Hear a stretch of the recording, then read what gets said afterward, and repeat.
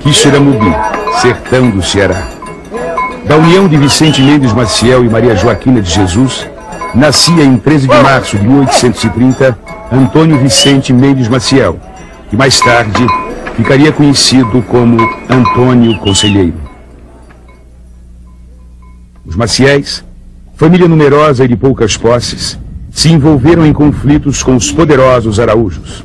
Foi uma longa e trágica luta que ficou célebre na história do Ceará.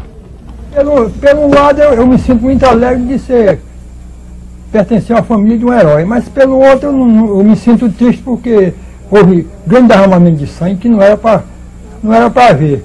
Bom, o Antônio Conselheiro era um menino que todos gostavam dele, muito estudioso, muito respeitador. A mãe dele morreu e o pai casou com outra mulher, e essa mulher, madrasta, judiou um pouco com o Antônio Conselheiro. Mas ele suportou tudo. Ia para a escola todo dia. Ele gostava muito de ler a Bíblia e era apaixonado pela Bíblia e pela monarquia. O Brasil vivia um período marcado por grandes rebeliões populares contra o latifúndio, a escravidão negra e a monarquia, todas violentamente reprimidas. Aos 25 anos, Antônio perde o pai e 2 anos depois casa-se com Laurentina de Lima. Quando ele saiu daqui, ele vendeu, liquidou os seus negócios em Quixeramobim, vendeu a casa que ainda existe aqui na cidade. Aí foi tentar como Rábula a vida lá pelo norte do estado. Muda constantemente de cidade e de profissão. Foi negociante, professor, caixeiro e advogado provisionado, ou advogado dos pobres, como o chamavam.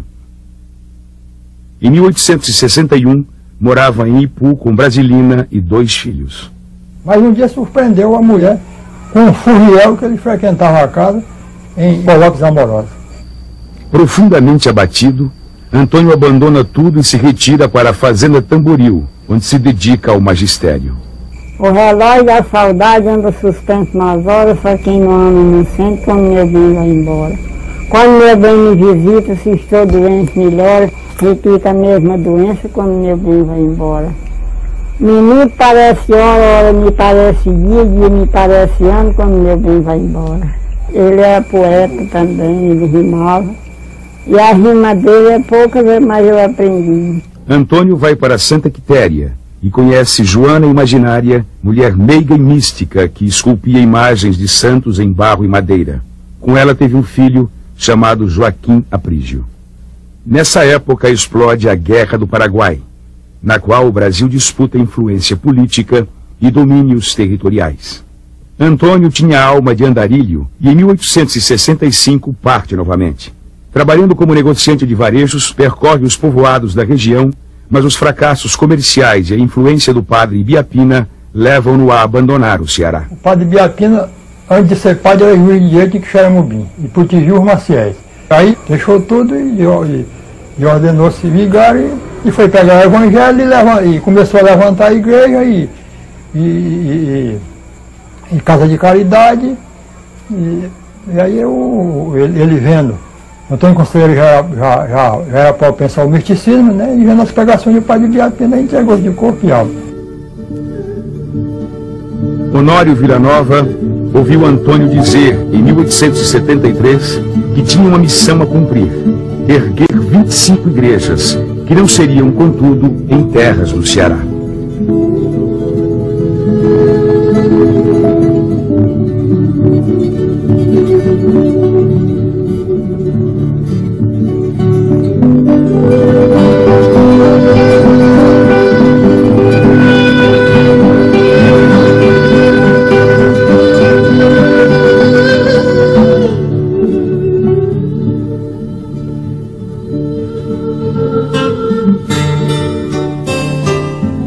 Andando pelo sertão, sem temor vai em frente, Antônio penitente, pelos recantos que o homem cercou.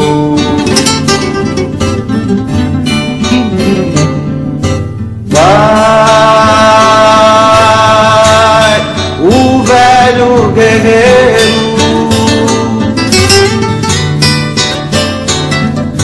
nas entranhas do tempo, além do pecado, além do poder e do sofrimento. Além do pecado, além do poder e do sofrimento.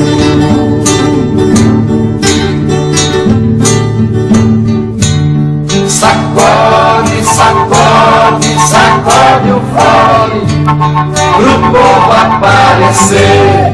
Sacode o fole, oi, sacode, sacode, sacode o fole pro povo aparecer, sacode o fole. Bernante anunciando, aponta o seu cajado, fala da vida, Antônio dos retirantes. O auá, sempre luzente, risca no céu, Antônio dos penitentes. O Rabudo, que é um jornal de instância, foi quem trouxe a primeira notícia sobre o conselheiro que nós temos conhecimento, notícia publicada na imprensa, em novembro de 1874. O conselheiro passou na região, como nós sabemos, de Sergipe, e evidentemente ele deixou um conjunto, né, de seguidores e de admiradores. Em 1876, Conselheiro é preso em Itapicuru, acusado de crimes em sua terra natal. Esse fato originou uma lenda que percorreu de boca em boca todo o sertão. Que o negócio diz que foi assim, a mãe dele foi quem fez o inferno para ele. Disse a ele que a mulher dele era farsa. Aí ele diz, não é, não é. Ela foi e disse, pois você diz que não é, você se faz que faz uma viagem e se esconda. Aí ele foi e fez que fazia viagem, se escondeu. Ela que fez, vestiu em traje de homem, botou um chapéu e quando acabou saiu e chegou de noite. Chegou e bateu na porta, bateu na janela, a mulher disse que estava dormindo junto com a filha. Bateu lá e bateu cá e tal, e ele estava escondido, aí atirou nela. Atirou, ela caiu. Quando caiu, ele chegou, quebrou a porta e entrou. A mulher estava dormindo, matou a mulher e a filha. Quando voltou, que chegou, disse que era a mãe, que a virou, era a mãe dele. Ali. Ele não olhou, quando entrou, não olhou. Assim dizem o povo, não sei, eu não vi, não é? Foi mentira. É mentira. Eu vou desfazer agora essa calúnia que foi a sacada contra o Antônio Conselheiro. O Antônio Conselheiro, ao casar-se em 1857, já era órfão de pai e mãe. Comprovada a sua inocência e libertado, e retoma as peregrinações. Era um ano célebre em todo o Nordeste, 1877, o início da Grande Seca. Essa foi terrível. Essa comia até cobra e raposa e quanta coisa medonha. Morreu muita gente de fome. Vou-me embora desta terra, segunda-feira que vem. Quem não me conhece chora, quanto mais quem me quer bem. Boi, boi, boiado, boi. Quando chega a tardezinha que o capim pega a murchar, me lembro de pai e mãe, dá vontade de chorar. Vaca bonita, boi, boi. Conselheiro vivencia a dor e o sofrimento do povo nordestino e afirma que iria para onde o chamavam os maus aventurados. Como um semeador de oásis no deserto, ergue templos sagrados para o povo em muitos lugares esquecidos e abandonados. Na construção da igreja, porque chamava João Ciscaio, assim minha sogra dizia. Chamava João Ciscaio, tirando as pedras, é aqui perto. Pois bem, então a pedra bateu no pé dele. Ele disse, ô diabo, quer quebrar meu pé? Pois bem, mas jogaram tudo em cima dos carro de boi carregava. Quando chegaram com o carro que estava descarregando, ele chegou e bateu com a bengala. Disse, olha, essa pedra eu não quero aqui. Então que teve um que chamava Crescenso, assim minha sogra dizia, que dizia, mestre, por que manda retirar essa pedra? Porque ela foi xingada lá. A abolição da escravatura é proclamada. Conselheiro recebe com entusiasmo esta medida, pois há muito tempo já fazia pregações abolicionistas em suas andanças. Antes da abolição, há um depoimento de um italiano que estava marcando a estrada de ferro que devia partir de Alagoinha. E ele diz que cerca de 4.000 escravos saíam das redondezas no fim do dia e ouviam a palavra do conselheiro e de madrugada voltavam para a sua fazenda. Um ano depois, veio a República e com ela medidas como o casamento civil e a cobrança de impostos. Conselheiro não aceita o novo regime e passa a combatê-lo com firmeza. Para ele, a República queria acabar com a religião e apenas a família real tinha poder legítimo constituído por Deus para governar o Brasil. Só podia ter amor, a monarca. No início de 1893, em Natuba, conselheiro destrói em praça pública os editais republicanos de cobrança de impostos. Essa atitude provoca a ira das autoridades locais, que o denunciam ao governo estadual e pedem repressão policial. No final de maio, conselheiro estava em Maceté, quando chegam 30 soldados e um tenente vindos de Salvador para prendê-lo.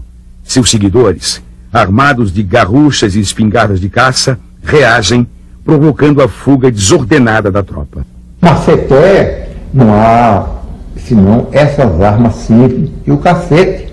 Há um soldado que foi morto a cacete. A situação era tensa e a pressão política tendia a crescer. Conselheiro reúne seus seguidores e parte sertão adentro, em busca da terra prometida.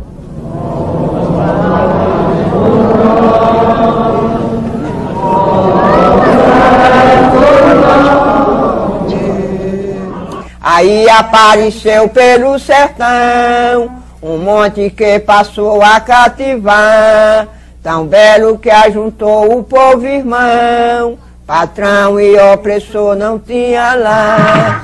Deixem-me viver, deixem-me falar. No coração da Bahia, em meio à vegetação da Caatinga, existia um velho e decadente povoado à beira do rio Vaza Barris. Este o lugar escolhido por Antônio Conselheiro, em junho de 1893, para construir sua morada. Foi naquele tempo o conselheiro passar aqui e queria que todo mundo acompanhasse, falando que lá tinha pão e leite, a água virava leite e as pedras viravam pão. Aí o povo naquele tempo era todo mundo, já sabe como é, né? Foi todo mundo interessado, pensava que ele era o quê? Deus ou sei lá, um santo. O nome do lugar era Canudos. Conselheiro o rebatizou de Belo Monte.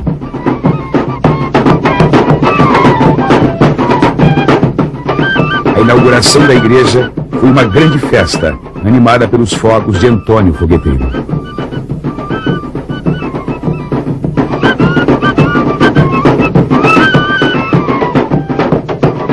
Esse cruzeiro do conselheiro era na frente da igreja de Santo Antônio, feita pelo conselheiro, não é?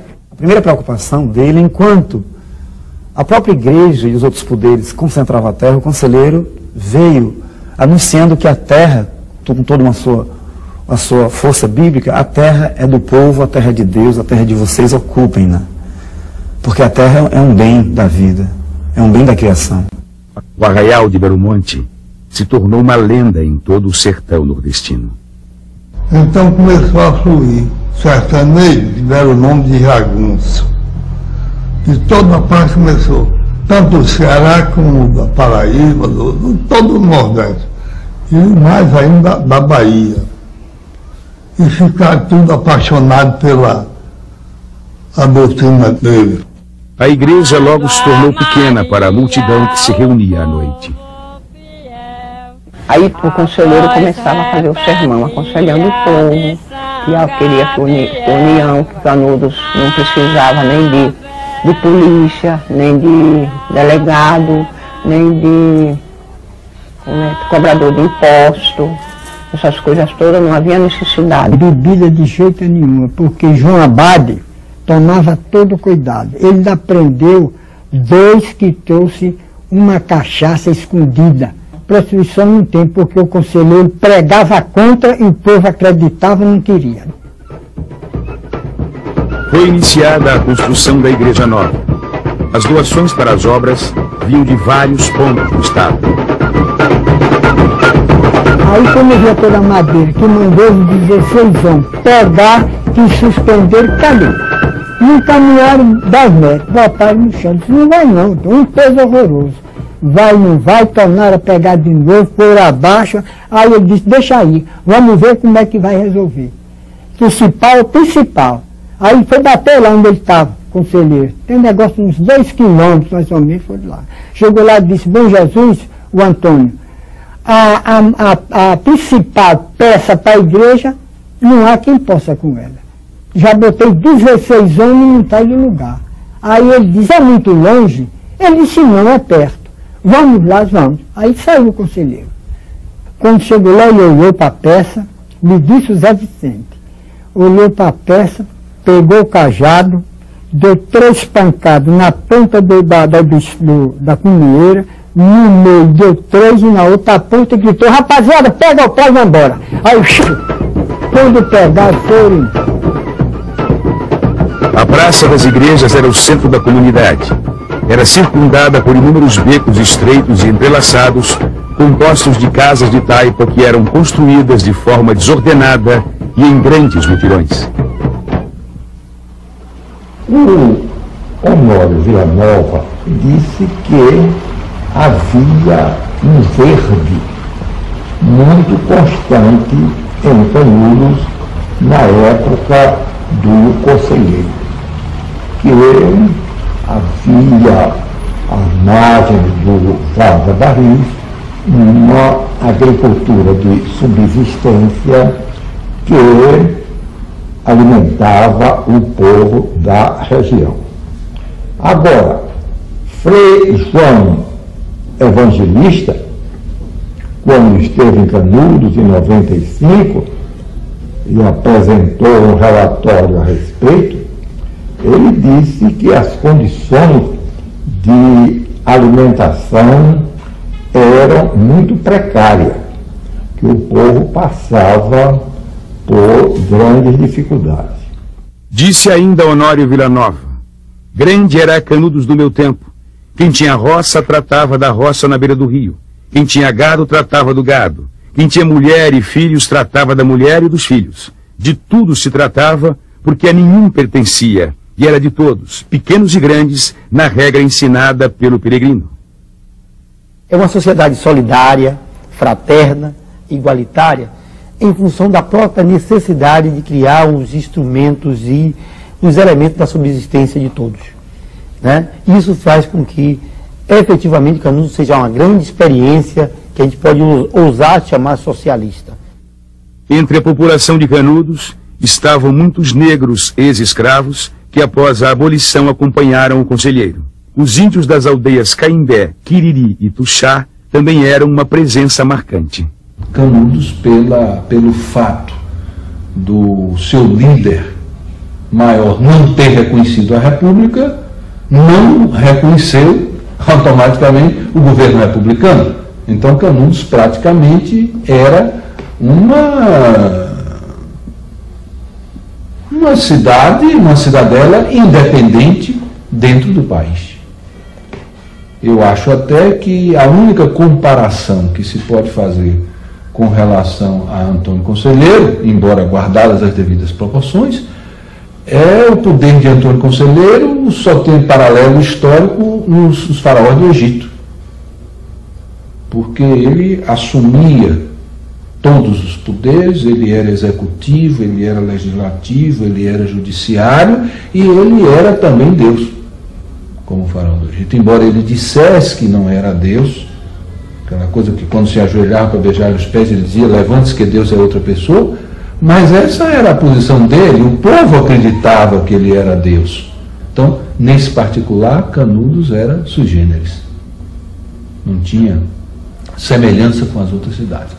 Mas no que respeita aos seus aspectos urbanos, no que respeita ao tipo de organização social, no que respeita à pobreza, às carências generalizadas, eu acho que Canudos não tinha muita diferença das outras cidades do sertão. Canudos, no meu entendimento, é a cidade dos despossuídos, dos desesperançados, né, dos marginalizados, pessoas que viviam sob o baraço e o cutelo dos grandes coronéis, dos grandes proprietários, senhores da verdade e senhores até da mentira, né, donos de tudo e de todos, que marcavam gado como marcavam gente. Então Canudos é essa alternativa, é essa perspectiva, é a oportunidade de pessoas que nunca tiveram a chance de dizer não ao latifúndio, dizer não ao coronel e participar de uma utopia ou da construção de uma utopia que facultava a eles essas formas de vida ou essa forma de convivência absolutamente nova no seu cotidiano. Eu acho que existiu uma sociedade igualitária, um socialismo utópico, Evidentemente que nunca existe uma sociedade igualitária quimicamente pura. Tem sempre requisitos das outras formas de produção. Então, se havia alguma coisa que destoasse desse sentido, era puramente secundária. Se a terra era comum, se a produção era distribuída por todos, evidentemente o que prevalecia era um sistema igualitário. Eu não acredito em sociedade igualitária. Por quê? Os comerciantes são muitos e todos eles referidos pelos sobreviventes, pelos jornais da época.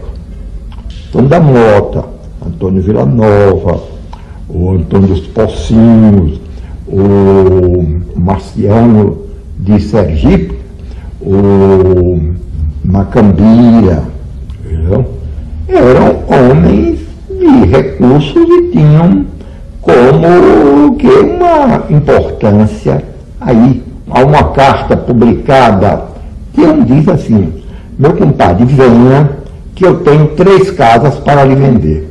Então não era igualitária esta sociedade, você tinha casa e negociava até com as casas. Esse fato de que houvessem propriedades privadas particulares, ou nas redondezas ou dentro de Canudos, não altera, no meu entendimento, a substância essencial do que foi Canudos, né? Se você tinha 1, 2 ou 3 proprietários, você tinha uma grande massa da população usando coletivamente a terra. Não é o privilégio que caracteriza a sociedade canudense, é a forma igualitária de vida da maior parte da população, né? A segunda cidade da Bahia, no século XIX, com 30 mil habitantes, tendo que alimentar todo mundo, ela tinha que buscar uma forma de distribuição de bens equitativa, justa, porque senão era impossível, senão era reproduzir a miséria da sociedade republicana, da sociedade conservadora brasileira, em muito maior intensidade. O limite que Canudos se estabeleceu foi exatamente em função da concepção moral, política, autoritária da igreja. Quer dizer, Conselheiro é um homem efetivamente comprometido com a religião cristã, com a igreja católica, que é extremamente repressiva em seus aspectos.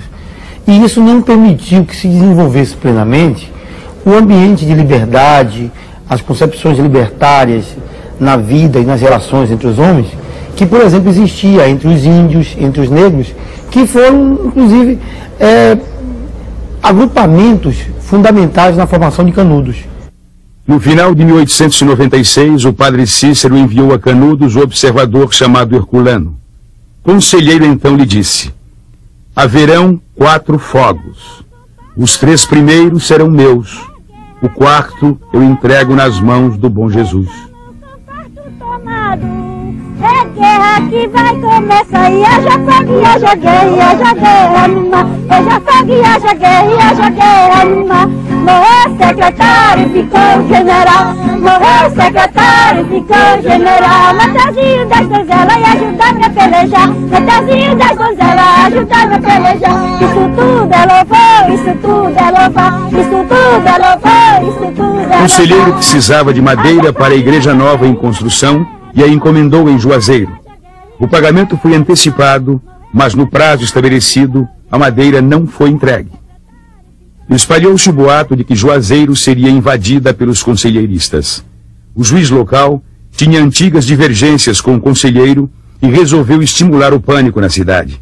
Grande parte dos moradores decidiu atravessar o Rio São Francisco, refugiando-se em Petrolina. Criado o clima propício, o juiz solicitou tropas policiais e foi atendido pelo governador Luiz Viana. De Salvador partiu a primeira expedição, composta de 119 homens comandados pelo tenente Pires Ferreira. Chegam a Juazeiro em 7 de novembro de 1896 e decidem então ir em direção a Canudos. O encontro deu-se no povoado de Uauá, no amanhecer de 21 de novembro. Os conselheiristas chegaram entoando cânticos, tendo à frente a bandeira do divino e uma grande cruz de madeira. Chegaram em procissão, vinham como quem vinha para a reza ou para a guerra. foram recebidos à bala pelos sentinelas semi-adormecidos e surpresos. Era a guerra. O conflito generalizou-se rapidamente. Violento, uma desproporção muito grande entre as partes, porque uns eram armados com armas próprias de guerra e os outros vinham com armas de caçar passarinho, cacete, de ferrão de furar boi.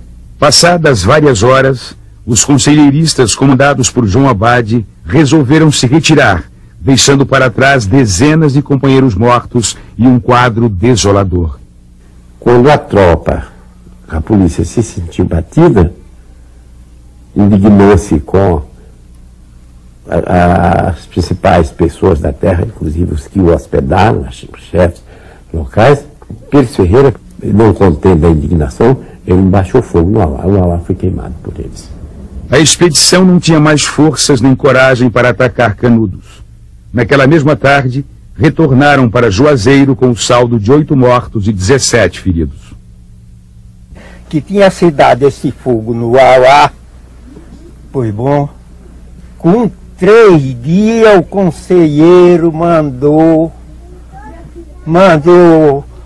tirar aí uma gota de homem quando acabar e enterrar os mortos. Aí, 20 homens foram. Quando chegaram lá, no da Fiditina, não puderam enterrar, voltaram para trás. Quando chegaram, disse o conselheiro, não pudemos enterrar os homens por causa da Fiditina, que não dá jeito. Aí meu pai Pedrão falou, se eles não foram enterrados porque lá não foi um homem. Se tem ido um homem, eles tinham enterrado. Foi bom. Aí o conselheiro diz, e você vai e enterra? Diz, vou e enterro. Diz, pois tira 20 homens aí e vá. Ele foi, quando chegou lá, era a perna para um lado, cabeça para outro, fato era longo demais. Não puderam encostar com a Fidentina, mas ele rompeu e entrou. Foi bom. Aí ele mandou cavar 2 buracos, cavaram. Num, ele cansou de me dizer, num eu botei 75 e no outro botei 60. Em Canudos correu o boato de que Antônio da Mota, compadre e amigo de conselheiro, tinha avisado a tropa. Foi o suficiente para ter sua casa invadida e ser morto, juntamente com todos os filhos homens. Eu acho que após aquele massacre, aquele banho de sangue, que foi o trucidamento da família Mota, se esperaria de um homem como Antônio Conselheiro uma ação muito mais enérgica. E o que você vê é uma ação omissa. Você vê a omissão, o silêncio, né, o acomodamento das coisas. A derrota da expedição surpreendeu o governo, e no sertão crescia ainda mais o prestígio de Antônio Conselheiro e o afluxo de pessoas para Canudos. Nas semanas seguintes, organizou-se a segunda expedição, muito mais poderosa que a anterior, com canhões, metralhadoras e mais de 600 homens sob o comando do Major Febrônio de Brito. Embalados pela confiança numa rápida vitória, partiram de Monte Santo em 12 de janeiro de 1897. Nesse mesmo dia, Antônio Conselheiro concluiu em volumoso livro suas prédicas, obra manuscrita que contém pensamentos e discursos sobre religião, monarquia e escravidão.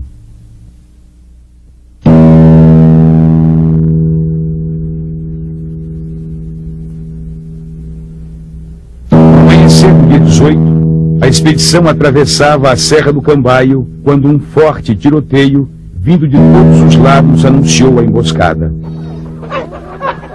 Houve um grande corre-corre em meio à fuzilaria. O pleno conhecimento do terreno proporcionava aos sertanejos uma melhor posição de tiro, causando muitas baixas entre os soldados.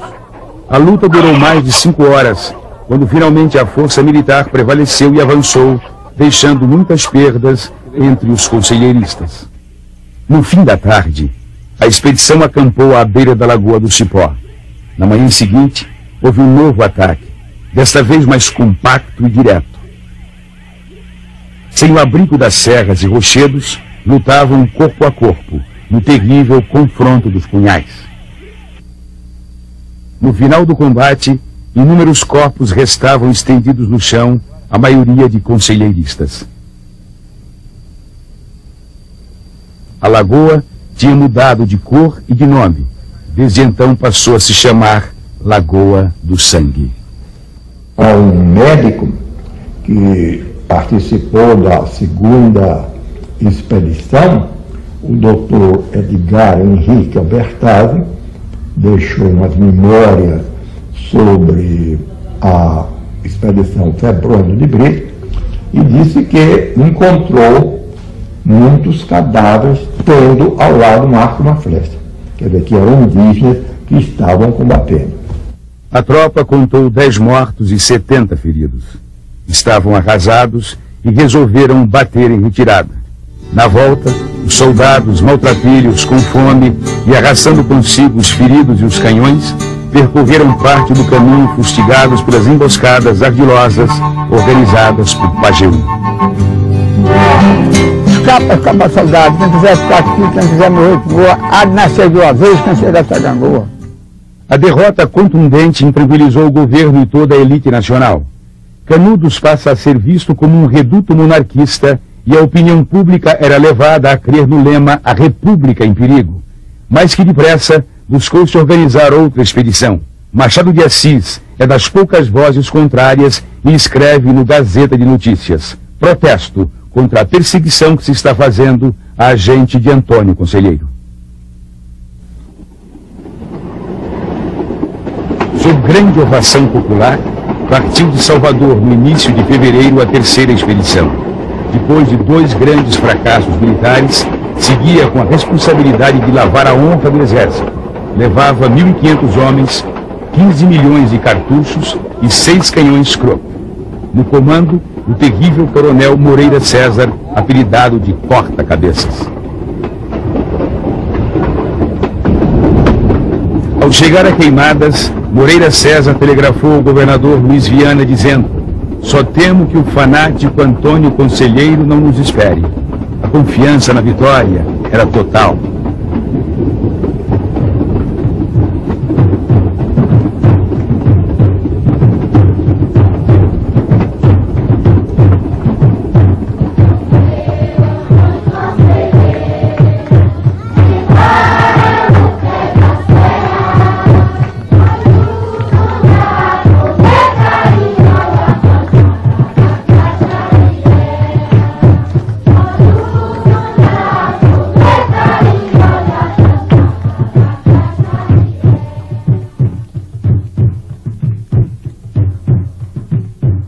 No caminho para Canudos, Moreira César mandou prender o padre Vicente Sabino, que morava no Cumbe, por este manter boas relações com o conselheiro.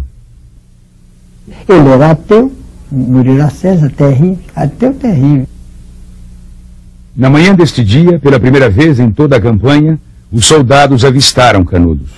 Moreira César euforicamente gritou para os seus homens: "Vamos tomar Canudos sem disparar mais um tiro." A baioneta. O ataque começou com o bombardeio e, a seguir, uma rápida investida da infantaria que ocupou algumas áreas da cidade. A reação veio com uma tempestade de tiros, partindo dos defensores alojados em casas, becos e nas torres das igrejas. A cavalaria entrou em cena, mas no terreno acidentado foi ineficaz e tornou-se alvo fácil. Os acontecimentos desestruturaram a Força Federal. A insegurança e a indisciplina já dominavam suas fileiras e as perdas cresciam assustadoramente. Os conselheiristas também acusavam muitas baixas, mas tinham um melhor posicionamento tático, ocupando todos os espaços com rápidas substituições dos que caíam. O combate se arrastava dramaticamente há algumas horas, quando Moreira César, insatisfeito com seus comandados, irrompe na linha de frente. E entrou e lá vai, que quando estava dentro do rio, para saltar para o lado, pro outro lado, recebeu um balaço por trás das costas. Quem atirou nele disse que só podia ter sido a força. Ele disse que tinha um cacete de aço, que batia a bala, caía no chão. mas recebeu o balaço. Aqui diz que foi dizendo: Tamarim, toma conta do comando que estou baleado. E aqui deu no reda do cavalo para trás e uns jagunços aí criaram arma nova e ferreram o tempo.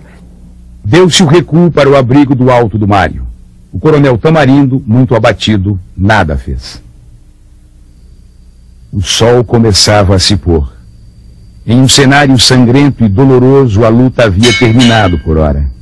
Em Canudos, o sino da igreja, tocado por Timotinho, anunciava a vitória. Estava derrotada a célebre expedição. A nossa batalha é uma beleza, avistei de longe, é uma fortaleza, A noite veio cobrir o desespero e o medo de centenas de soldados encurralados no morro. Durante a madrugada, os oficiais reunidos tomaram uma decisão histórica: bater em retirada. Moreira César é comunicado, não concorda e registra por escrito o seu protesto. No amanhecer do dia começou a viagem de volta. Era como um pesadelo e ainda não havia terminado. Mas uma vez surge Pajeú, liderando seus companheiros em emboscadas que aterrorizavam os soldados. Era o que faltava para o pânico tomar conta da tropa, que numa fuga desabalada abandonava feridos e armamentos. E Tamarim correu, e daí vai, e eles saíram, mata aqui, mata acolá. Moreira César morreu aí na Imburana, que já ia baleado, e foram matar Tamarim no Angico. Com 3 léguas quase, do Canudo, 3 léguas. Coronel Moreira César, olhos de capinha-açu, levou bala no Canudo, foi pro bico do urubu. O fracasso da terceira expedição, segundo o escritor Aristides Milton, caiu como uma avalanche na alma sobressaltada da nação. Os meios políticos e militares do país estavam em pânico. Afinal, um agrupamento de sertanejos mal armados estava vencendo as tropas de elite da República. Na noite que chega no Rio de Janeiro, a notícia da derrota da expedição Moreira César e da morte, não só a derrota da expedição, como a morte do seu comandante em combate, só no Rio de Janeiro 3 jornais monarquistas são empastelados. A palavra usada, mais geralmente usada, era extermínio. O extermínio dos inimigos da República. A imprensa carioca apontava a Bahia como um estado monarquista. A sociedade baiana repudiava as acusações e apresentava suas mais firmes convicções republicanas. A antiga e a nova capital do Brasil reavivavam velhas rixas políticas, mas no essencial estavam unidas: somar forças para destruir Canudos e Antônio Conselheiro. Ainda em março formou-se a 4ª expedição, a mais numerosa de todas e equipada com os mais modernos armamentos da época. Sob o comando central do general Arthur Oscar, foi dividida em 2 colunas. A primeira, com o general Silva Barbosa, parte de Monte Santo em 14 de junho. Eram mais de 4.000 soldados e destacava-se na sua artilharia o canhão Whitworth, o célebre 32. Na retaguarda, protegendo 750 mil quilos de mantimentos e munições, seguia o 5º Corpo de Polícia da Bahia, destacamento formado por 400 jagunços contratados no interior do estado.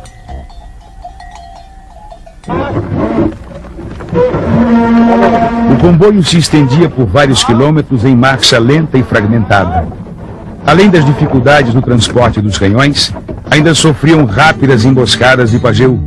Esses ataques provocavam poucas baixas, mas atingiam a moral dos soldados, deixando-os temerosos e inseguros. Ao se aproximar do arraial, uma surpresa esperava a coluna. Os conselheiristas tinham ornamentado os galhos das árvores e a beira da estrada com caveiras, esqueletos e fardamentos. Eram os restos da expedição Moreira César.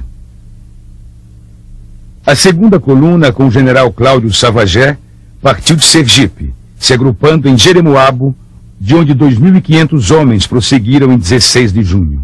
Devido ao seu desempenho ao se aproximar de Canudos, recebem a denominação de Batalhão Talentoso.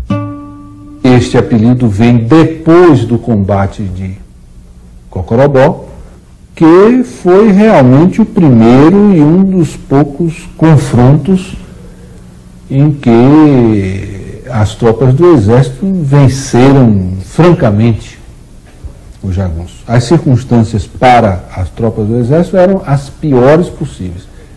Inclusive ter que dar uma carga de baioneta montanha acima com os jagunços entrincheirados. Mas mesmo assim, as tropas de Savagé conseguem deslocar os defensores de Canudos dos seus abrigos em cima da montanha e disse que conseguem pô-los a correr. No outro lado, comandando seus guerreiros invisíveis, Pajeú envolveu e conduziu com maestria toda a primeira coluna para o alto da favela, terreno previamente preparado com fossas e trincheiras que permitiam uma posição privilegiada de ataque. Quando Arthur Oscar percebeu a artimanha, era tarde demais. Já estava encurralado. Pajeú é Sussuarana, das serras do Berengó. Macambira é lua cheia nas noites do Cocorobó. Conselheira, semente da vida, brotando florida num raio de sol. Trabuco, Caratacá, Macedé e Xorroxó. Trabuco, Caratacá. O dia 28 de junho foi dramático para a primeira coluna. O tiroteio era forte e incessante, e as reservas de abastecimentos que vinham na retaguarda tinham sofrido ataques e estavam cercados. Começava a faltar munição e comida, e as baixas aumentavam rapidamente, inclusive no comando. O conselho mandou cercar a divisão, fazendo minha pontaria sobre os homens de Garão, porque eu não entendia o governo nem a sua expedição. Me disse Justino, que era terrível emboscada, ele disse: Justino, e você, para que eu atirava lá em soldado, eu fazia assim, ó, procurar, quando ele vinha comandando, já conhecia, ou ele vinha com alguma coisa, ou vinha com a espada, compreendeu, a cavalo, nós aproveitava tudo, não era nele, passava o soldado para atirar nele lá, porque ele diz: nós derrubamos o comandante, nós estamos com a batalha ganha, porque o soldado começa a se patifar, tem medo. Porque o soldado só avançar, porque o comandante diz: vamos, vamos. Ele tinha que ir, mas faltando, o fracasso era certo. Arthur Oscar envia um veemente apelo ao general Savagé para que este venha em seu socorro. A segunda coluna já havia iniciado o bombardeio sobre Canudos, quando desloca-se para o alto da favela ao encontro da primeira, livrando-a de uma derrota fragorosa. Aqueles ataques das guerrilhas, digamos assim, se abasteciam muito de armas e de alimentação, né? Então foi crescendo, porque é impressionante como eles reagiram até o último momento. E o próprio general Arthur Oscar chegou ao delírio e disse para a imprensa que eles tinham armas que o exército brasileiro não possuía. Fazia aqueles bacamates, compreendeu?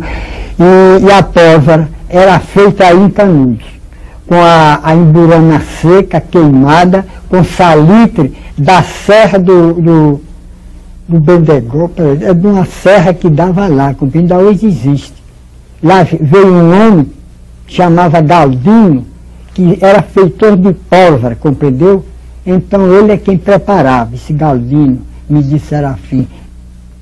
Em 14 de julho, com uma salva de 21 tiros de artilharia, o Comando Militar da agora unificada expedição comemora o aniversário da Revolução Francesa. Liberdade, fraternidade e igualdade. Marcou-se para 18 de julho o grande assalto. Todas as forças foram acionadas e um pesado bombardeio iniciou o ataque. Mas a resistência canadense era grande e a luta prosseguiu durante horas. A muito custo, os soldados conseguiram transpor o rio e dominar um pequeno trecho de casas. Era impossível avançar mais. Para alívio geral, o dia chegou ao fim. O grande assalto fracassara. O exército acusava 950 baixas, e do lado canadense, certamente, o número era também bastante elevado.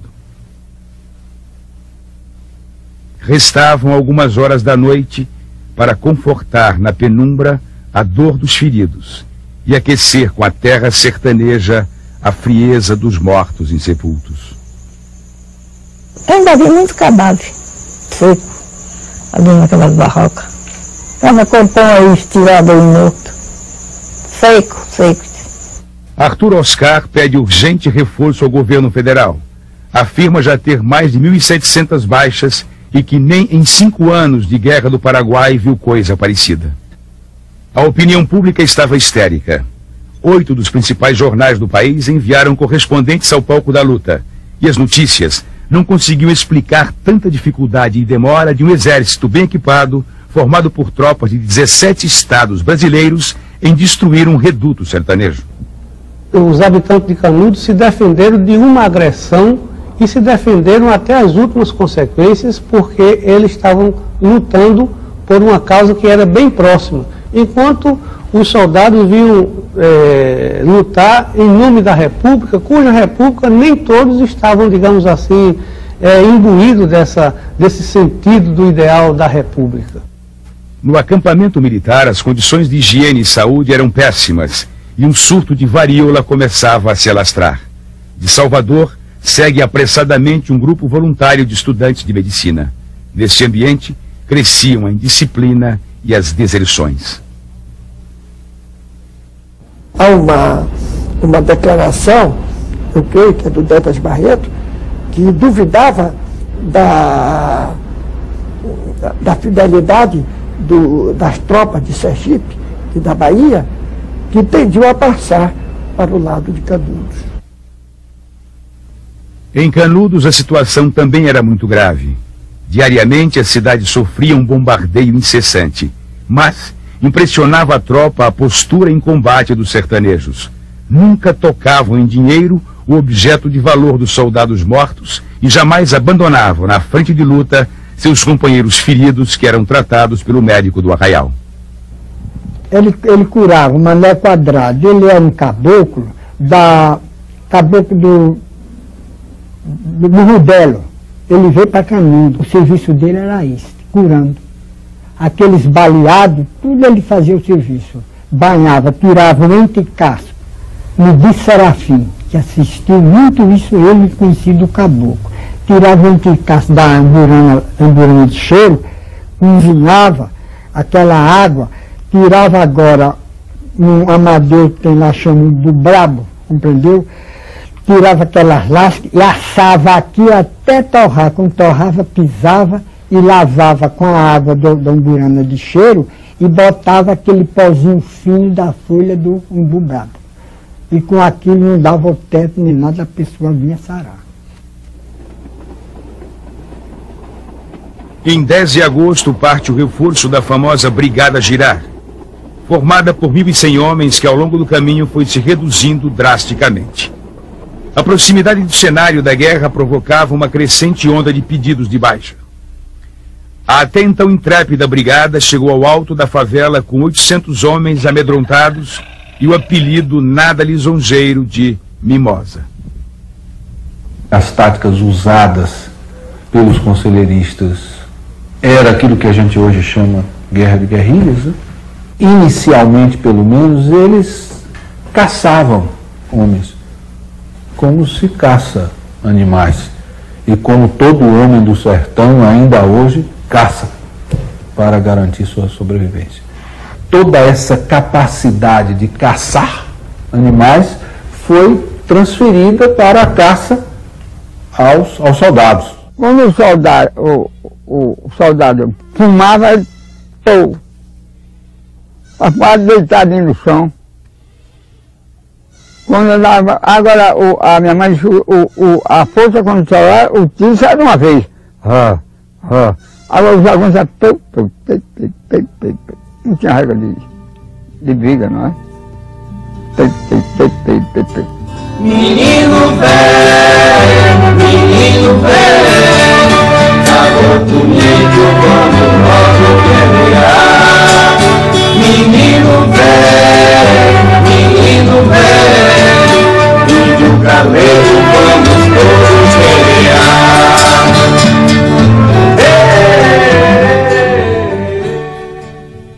Dia a dia a situação se agravava no acampamento e a sobrevivência tornava-se insuportável. Um oficial escreveu em seu diário: a fome tortura, o calor queima, a sede abrasa, a poeira sufoca e os olhos esbugalhados fitam o vácuo. Alarmado com a possibilidade de mais uma derrota, o governo envia o próprio ministro da Guerra, Marechal Carlos Machado Bittencourt, que em 7 de setembro se estabelece em Monte Santo e toma providências enérgicas, conseguindo regularizar o abastecimento das tropas em combate. Com o ministro segue o reforço de 3.000 soldados. O governo mandava força, fazia aquele tiroteio, fazia aquele fogo. Aí voltava, morria que morria cá, morria os que ria, morria o que estava dentro, aí o resto voltava, né? Aí depois, assim que saía, vinha mais gente para dentro, entrava mais para dentro, na força de conselheiro, né? Tudo para dentro que era para vencer. Foi por isso que a guerra foi aturada, foi por causa disso, né? Porque eles ficavam remetendo. Mesmo durante esse conturbado período, todos os dias, às 6 horas da tarde, Timotinho subia à torre da Igreja Velha e tocava a hora da Ave Maria. Em um cenário desolado, era um belo e grandioso espetáculo que ressoava em toda a redondeza.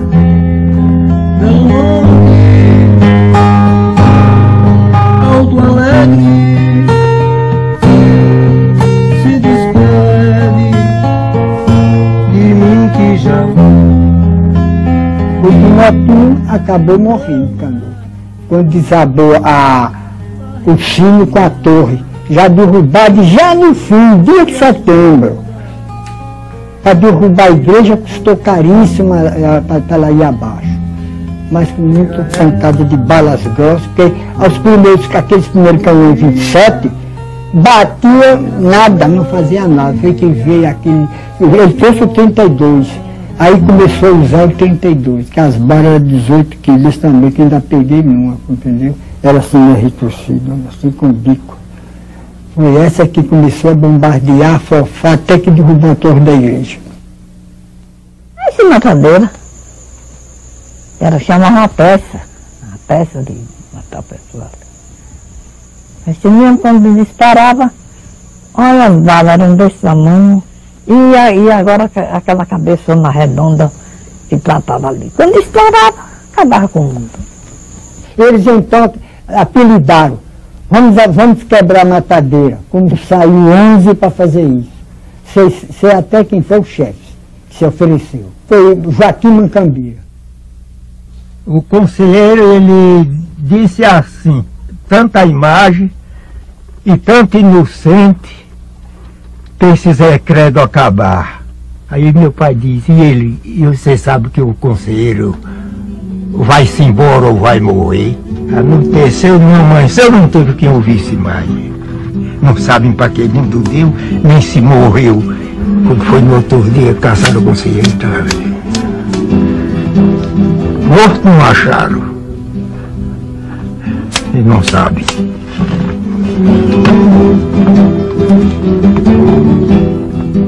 Assim contava ele. Entre os frisos vermelhos da tarde, eu canto a aurora. Nas colunas de mato e rebanho, eu canto a aurora. Conheci um velho por nome Santinho, ele me contou que era guarda do conselheiro. Estava de guarda do conselheiro, o conselheiro morreu, rolou 3 dias, que ele disse que ele ressuscitava, rolou 3 dias. Quando sepultaram, já não aguentavam mais, aí ele estava fedendo. Aí agora cavaram, diz que lá no santuário, enterraram com as esteiras, botaram ele, botaram disse que as imagens que ele tinha, botaram tudo e enterraram. Ele não morreu de bala. Morreu, quer dizer que adoeceu e morreu. E esta morte é a maldição sonora, eu canto a aurora. O conselheiro morreu dentro da igreja. Quando ele estava aqueles bombardeios medonhos, me disse o Balbino que era a guarda da igreja. Nesse vai-vem, veio uma bala certa, rapaz, pegou no campo da igreja, atravessou e explodiu, perto do altar onde ele estava. Veio um pedaço desse tilhaço de granada, cortou, não entrou, se esse inquérito tinha morrido na hora, cortou assim de travessa, compreendeu? Abriu na túnica dele e cortou. Aí agora foi quem tratamento, quem veio tratar foi Manuel Francisco, foi quem ficou com ele, Manuel Francisco, Nicolau, e Manuel Quadro. Chamaram Manuel Quadro no jeito, Manuel Quadro chegou, tiraram a batina, olhou o talho que deu o estilhaço, compreendeu? Aí fez o tratamento, mas não passou. Desde 4 dias começou a apresentar febre, não teve jeito. O estrago não teve conselheiro. Morreu disso. Morreu no dia 22 de setembro de 96. Já no final da guerra.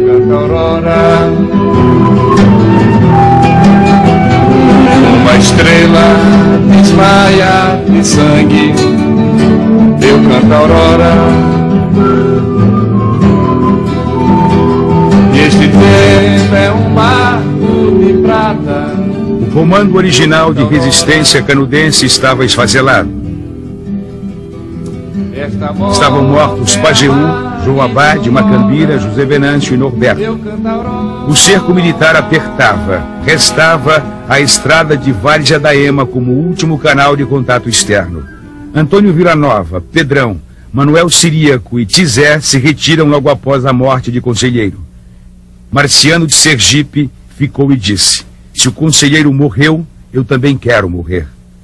Quando eles tomaram a estrada, deixaram o rio aberto, para quem quiser ir, quem quiser sair.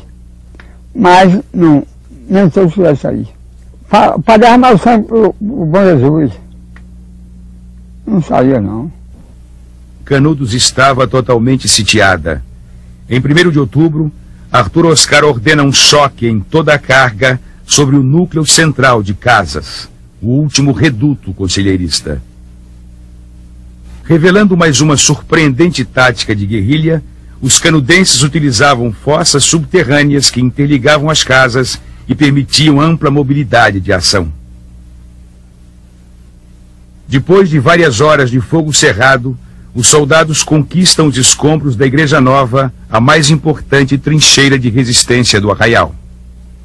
Esse feito foi comemorado com entusiasmo, mas, inesperadamente, uma tempestade de balas desceu sobre a praça. Vinham das ruínas, de tudo que já fora destruído. Era como se viessem do nada, mas vinham e causavam muitos estragos. Em resposta, o exército lança 90 bombas de dinamite e latas de querosene. Depois de 3 meses de intenso bombardeio, agora o fogo tomava conta do Arraial. As perdas do dia eram assustadoras. Os mortos e feridos militares somavam 570. E centenas de corpos canudenses se espalhavam pelo chão dos becos e das casas.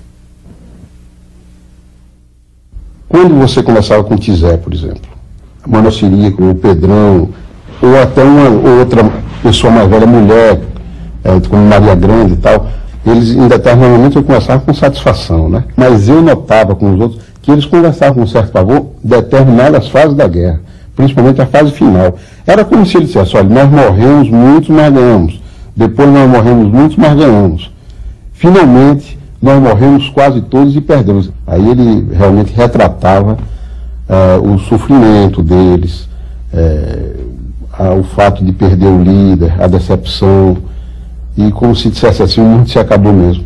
No dia 2 de outubro surge por entre as ruínas um homem com uma bandeira de paz. Era Antônio Beatinho. Queria falar com o comandante e disse que lá dentro ninguém aguentava mais. A fome e a sede estavam acabando com todos. Pede o fim dos ataques e o consentimento para que pudessem sair do arraial em paz. Arthur Oscar lhe disse que voltasse lá e trouxesse os homens para se entregarem, que ele lhes garantia a vida. Beatinho volta ao arraial e pouco depois reaparece com um grupo de 300 pessoas. Eram mulheres, velhos e crianças maltrapilhos e doentes. Afirma que todos os homens restantes haviam rechaçado sua proposta de rendição e iriam lutar até o fim.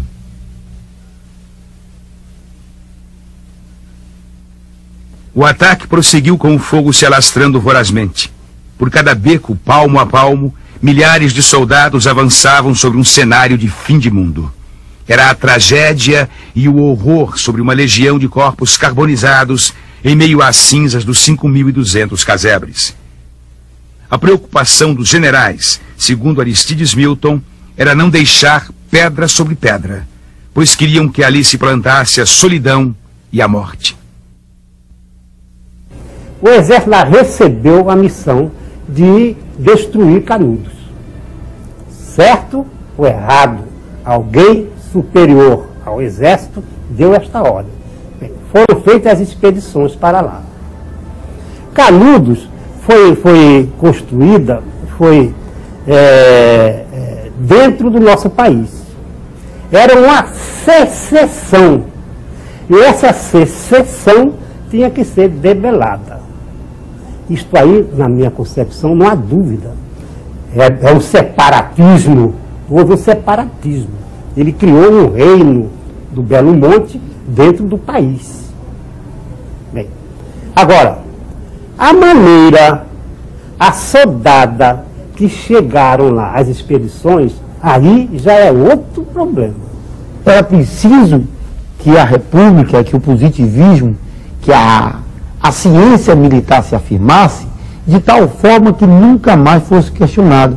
Repare que não só Canudos é destruída, é derrotada, é mais do que derrotada, ela é destruída, ela é queimada, ela é bombardeada, ela é salgada e alagada.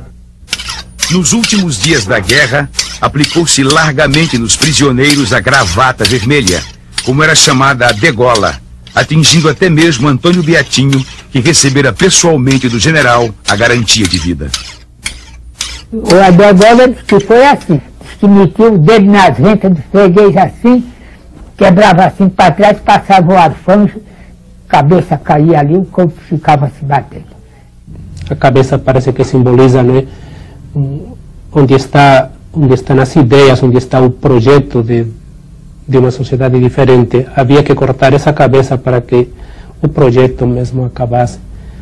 O que houve o degolamento foi no final, quando os jagunços foram capturados, alguns dos jagunços foram capturados. Mas não houve assim uma prática generalizada dessa crueldade do degolamento. Né?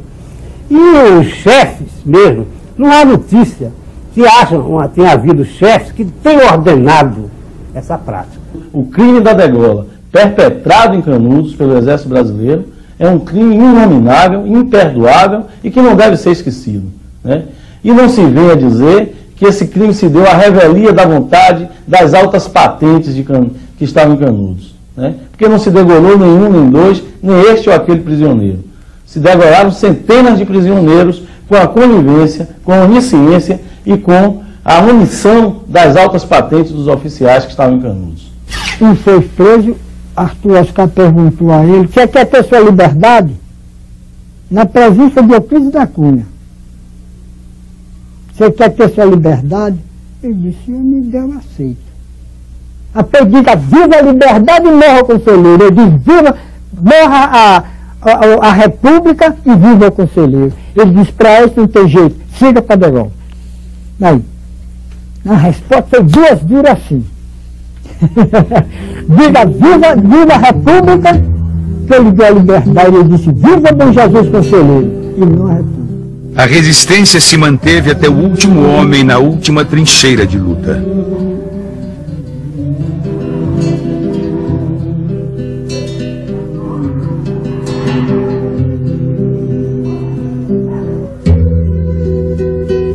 Em 5 de outubro de 1897, Canudos estava destruída.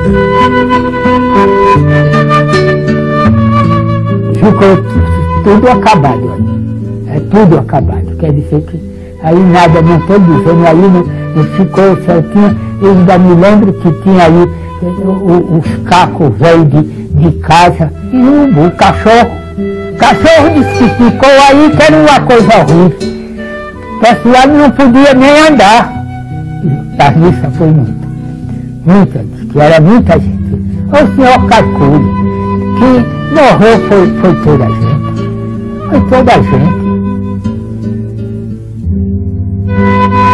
O corpo de Antônio Conselheiro foi localizado em 6 de outubro no santuário da igreja. Depois de exumado, foi degolado e a sua cabeça levada para Salvador. Mesmo depois da guerra, os sobreviventes, crianças, adolescentes, são vendidos para a prostituição. Porque é preciso que se destrua aquele referencial, aquela utopia, aquele referencial de terra livre para sempre.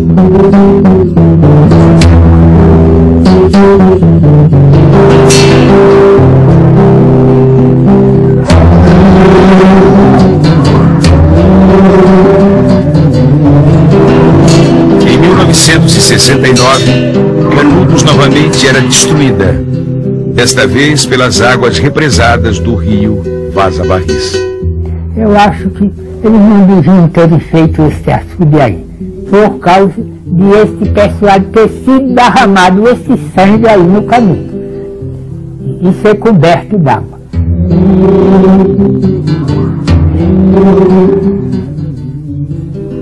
E o senhor sabe, água, derramar sangue assim, sei não.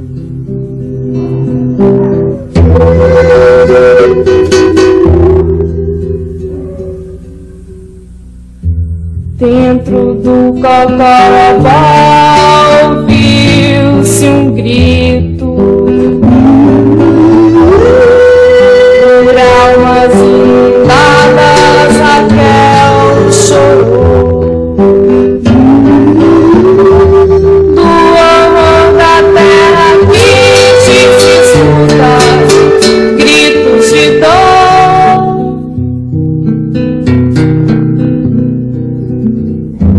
Das batalhas e massacres, milhões de mortos, da espora da opressão, a triste sorte. Geme o povo dos sertões, salva gritos, gritos de dor.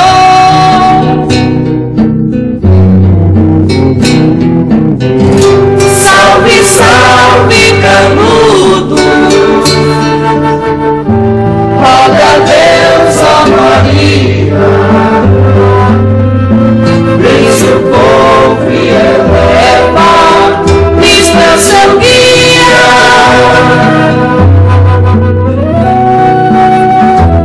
Do navio e da aldeia nos misturamos,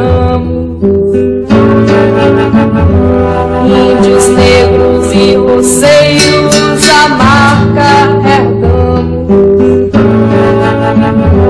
Do deserto das 3 raças, Deus chama a promissão.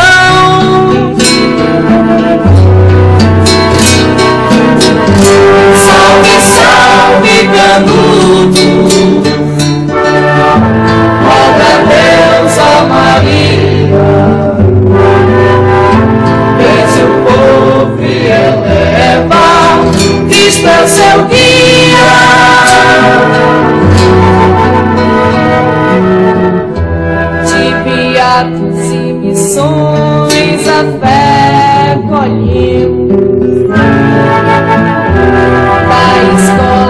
vai inchar.